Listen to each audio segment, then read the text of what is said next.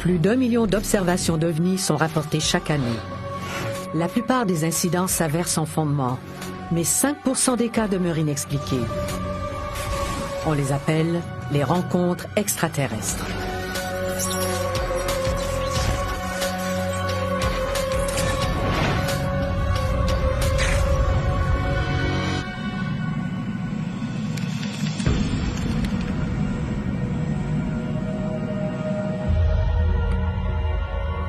JAL 1628 Heavy, Anchorage Center.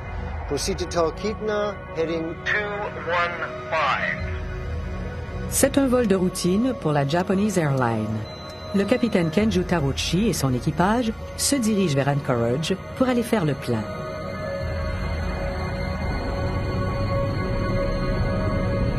Le Boeing 747 doit poursuivre son vol jusqu'à Tokyo.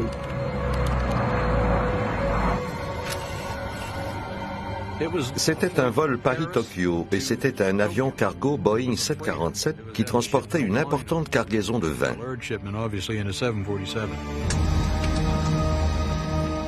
Le capitaine Tarouchi était un pilote très expérimenté qui avait déjà piloté des avions de chasse pour l'armée de l'air japonaise. L'avion vole à une vitesse de près de 1000 km à l'heure. Le ciel est dégagé et il n'y a aucun signe de tempête à l'horizon. Mais à exactement 17h11, un incident étrange se produit. Le capitaine Tarouchi a aperçu une chose qui lui a semblé très étrange. Tout de suite, il a senti qu'il s'agissait d'un phénomène inusité. Puis soudain, tout a disparu.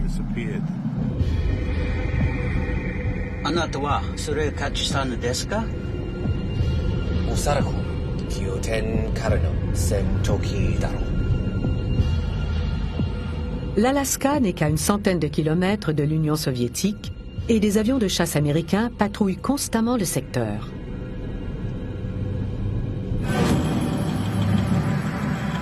Soudainement, l'objet réapparaît. Le capitaine Tarouchi craint que l'intrus ne pénètre son espace aérien et provoque des turbulences très dangereuses. Chaque avion a droit à un corridor de 16 km de long et de 8 km de large, avec un jeu de 600 mètres d'altitude. C'est comme un caisson géant. Si un autre appareil pénètre cet espace aérien, il peut faire dévier le 747 de sa trajectoire. Il pourrait lui arracher une aile. Mais l'objet disparaît à nouveau. Anchorage Center, JL 1628. Do you have any traffic at 11 o'clock above?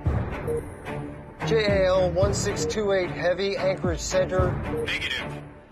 Les contrôleurs ne rapportaient aucun autre avion. Le capitaine Tarouchi essaie de le repérer sur son radar.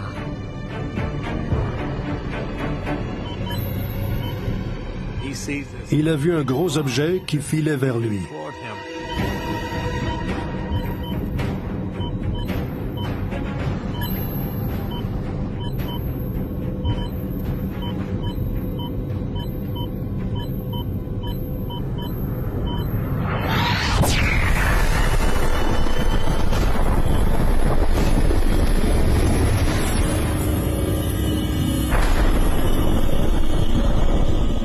Ils allaient entrer en collision et il fallait l'éviter.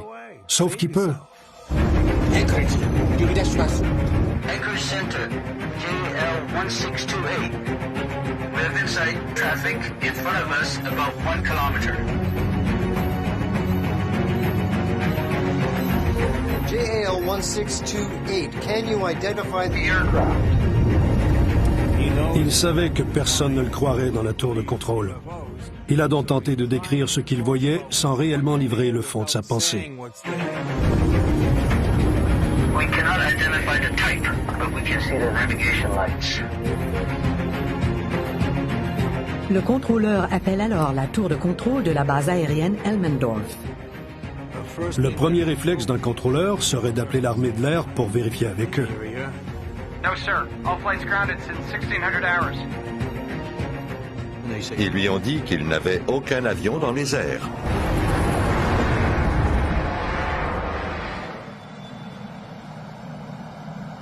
Puis soudain, l'objet disparaît.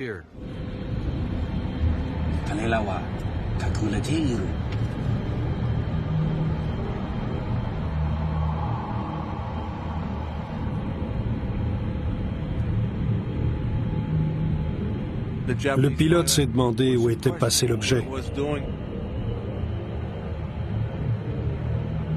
Leur feu de navigation était peut-être éteint.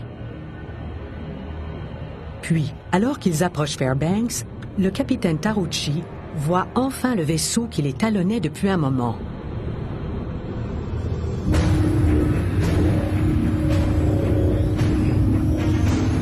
C'était gigantesque.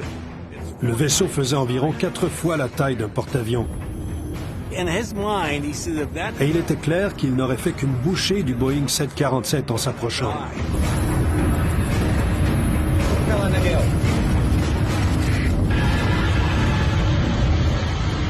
Le pilote a sûrement été terrifié.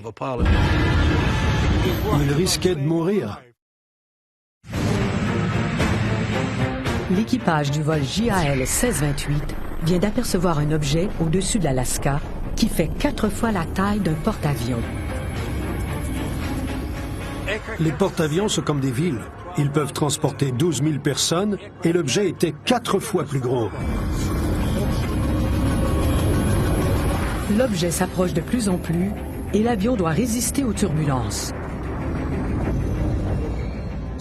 L'équipage du 747 a sûrement été mort de peur en voyant ce vaisseau s'approcher d'eux. Le capitaine Tarucci décide alors de s'éloigner de l'étrange objet.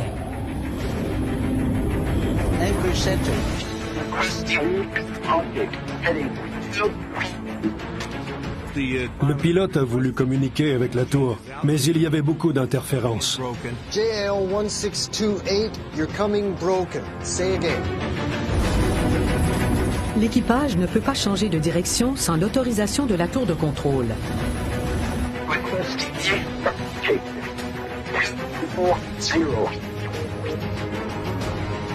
Understood. Requesting flight level 310. Descend at pilot's discretion. Le contrôleur a autorisé le pilote à descendre à 9500 mètres d'altitude.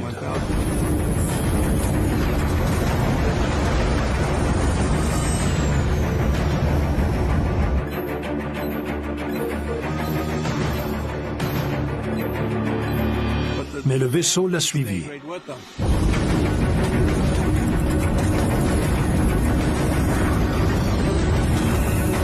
Il ne savait plus quoi faire. Il risquait de mourir. Le contrôleur propose alors une manœuvre inusitée. JAL 1628, I'm going to request you make a right turn, 360 degree turn. Advise me what your traffic does. Le contrôleur a pensé que si le vaisseau suivait l'avion pendant qu'il faisait un grand cercle, les visiteurs se lasseraient et continueraient leur route sans gêner le 747.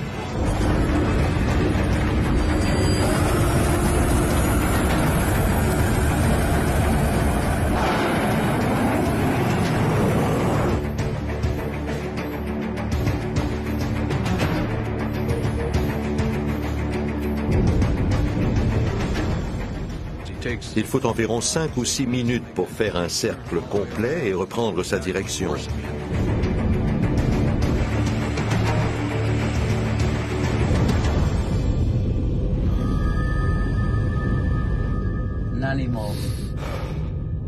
Au bout d'une vingtaine de minutes, l'équipage peut enfin reprendre son souffle.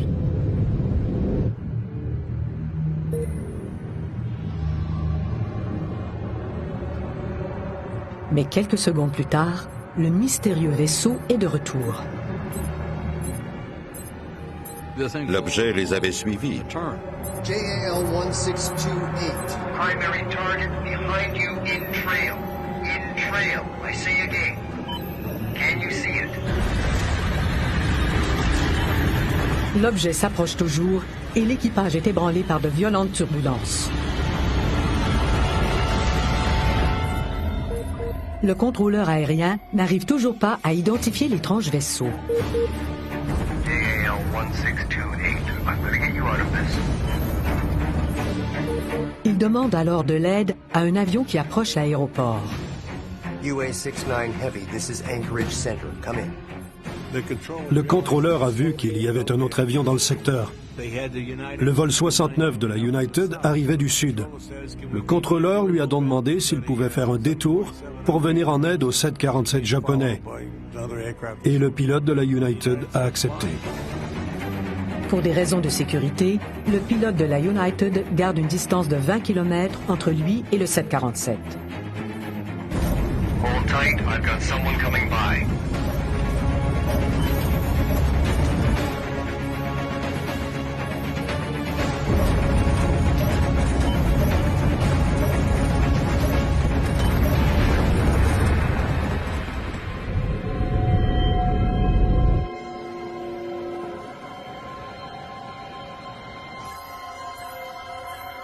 UA-69 Heavy, we've got the Japan airliner in sight, but I don't see anybody around him. Il ne pouvait pas voir ce que Taruchi avait vu. JAL 1628, can you see anything? Le pilote du vol JAL 1628 lui répond qu'il ne voit plus l'étrange vaisseau. Enfin, le 747 atterrit sur la piste, sans ennui, et tout le monde est soulagé.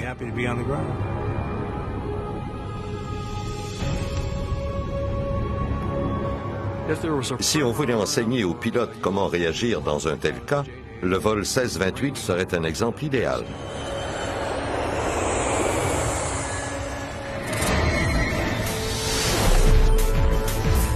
Dès son arrivée, John Callahan a interrogé l'équipage du vol 1628 et les trois hommes ont offert une version identique des faits. Le rapport sur l'incident s'est inspiré des images radars de la base aérienne Elmendorf. Ces images ont confirmé qu'un gros vaisseau avait été vu près de l'avion japonais. Un groupe de sceptiques a émis l'opinion que l'équipage avait simplement vu Jupiter et Mars. Certains ont dit que les mystérieuses lumières n'étaient que le reflet de la Lune sur des nuages chargés de cristaux de glace. Mais la météo avait rapporté un ciel dégagé et une bonne visibilité ce soir-là.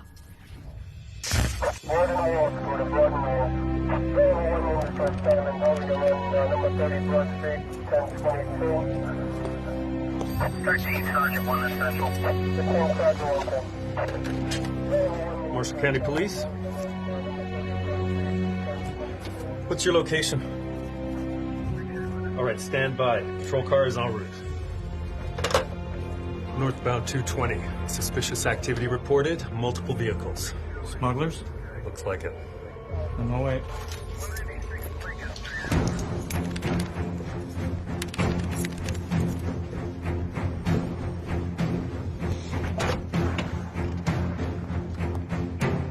L'agent Val Johnson file vers la route 220 dans le nord du Minnesota pour intercepter des trafiquants de stupéfiants.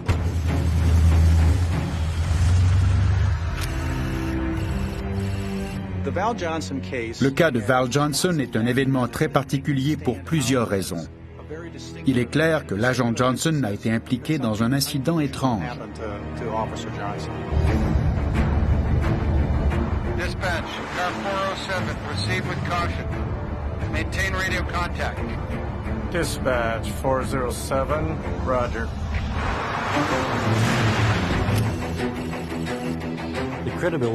La crédibilité du témoin est très importante ici.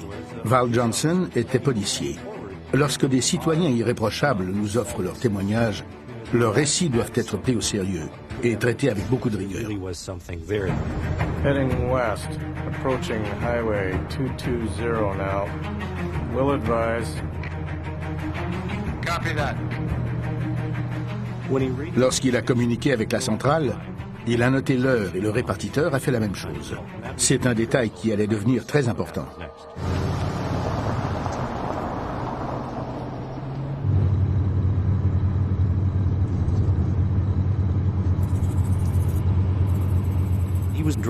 Il roulait sur une petite route secondaire lorsqu'il a remarqué une lumière devant lui, au-dessus des arbres.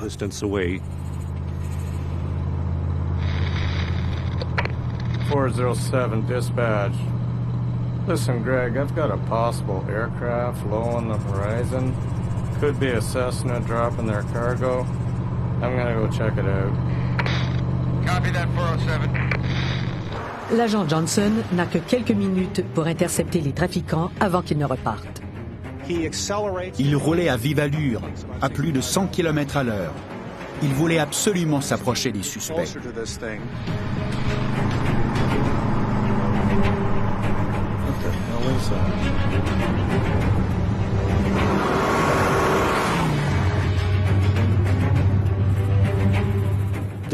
Chose étrange, l'appareil ne semblait pas avoir de feu de navigation.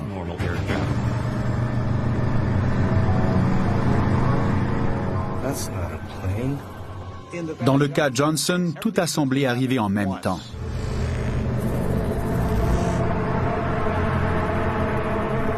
Il s'est approché et les choses se sont gâtées. Ce qui devait être une simple intervention policière va prendre une tournure très étrange.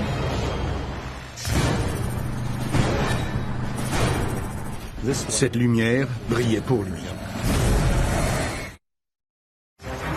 L'agent Val Johnson patrouille sur une route du Minnesota lorsque soudain, il aperçoit une mystérieuse lumière dans le ciel.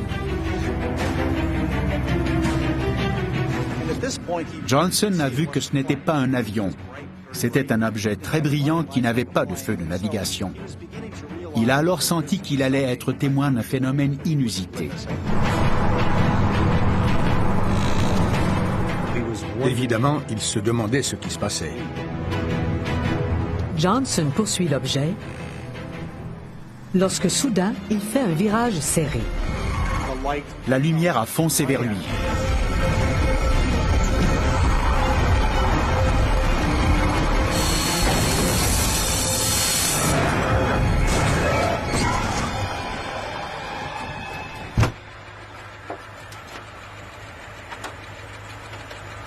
Il a entendu un craquement et c'est tout ce dont il se souvient.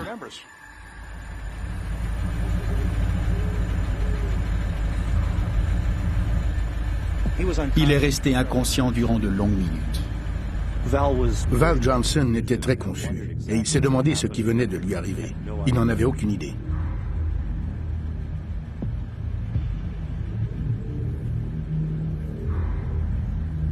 Sa vision était embrouillée et presque nulle.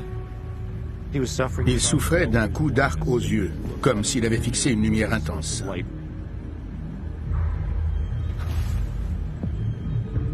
Johnson est blessé aux côtes et il a subi une commotion cérébrale. Il s'est demandé ce qu'il faisait là et où était passée cette lumière. Et pourquoi le pare-brise était abîmé.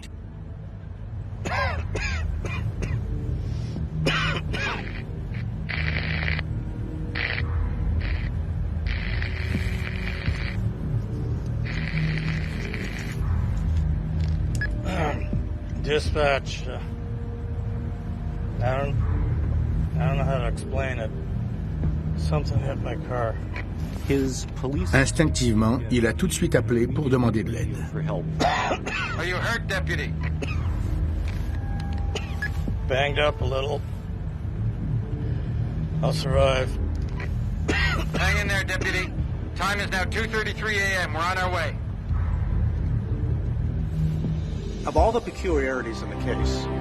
Des choses étranges se sont produites. Mais la plus étrange est le fait que l'horloge électronique du tableau de bord avait 14 minutes de retard. La montre mécanique de Johnson avait elle aussi 14 minutes de retard. Certains croient qu'avec leur champ électromagnétique, les ovnis peuvent affecter ce qui les entoure. Mais on ne comprend pas comment un ovni aurait pu affecter l'horloge électrique de la voiture et la montre mécanique de Johnson de la même façon. Au bout de quelques minutes, d'autres patrouilleurs sont arrivés. Wasn't a vehicle, Greg. L'objet et la lumière n'étaient plus là. La chose qui a heurté la voiture de Johnson était venue de nulle part et elle était disparue. Ce n'était pas un simple délit de fuite, c'était un délit de fuite commis par un ovni. Rapidement, les policiers ont déclenché une enquête sur l'incident. Tous les indices ont soigneusement été analysés et l'autopatrouille a été examinée par une équipe d'experts. Ils ont conclu que le véhicule avait été heurté par un autre véhicule fabriqué par des humains. Certains enquêteurs ont cru que Johnson était entré en collision avec un avion qui volait à basse altitude. D'autres ont dit que le véhicule avait été frappé par la foudre. Mais on ignore toujours comment l'horloge de la voiture et la montre de Johnson avaient pu accuser un retard de 14 minutes au même moment. Le rapport final a conclu que le véhicule de Johnson avait été abîmé par un élément d'origine inconnue.